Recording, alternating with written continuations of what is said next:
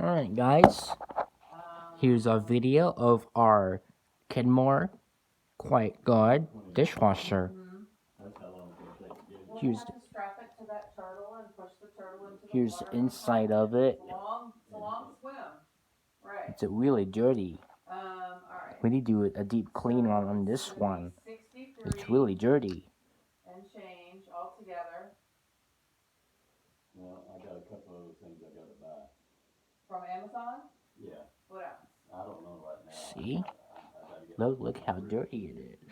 just to straighten out and hand, Okay. There's a couple little things, shoulder holster like that one over there. Okay. That's from my automatic. Okay. That's what, like the one they have over Here's the model number, Okay. and I gotta get a shoulder holster for that. the serial number, or anything like that. Also what they call a speed loader. Uh-huh. It's the wash arms. Got a button on it. Uh-huh. And you open up your Alright. cylinder out of your pistol. Hopefully we can do a deep clean on this one. Then you got these little Check the filter and all of that. Seems to be going good to me. See, it's really dirty. Alright, I guess we need to do a cleaning on this one.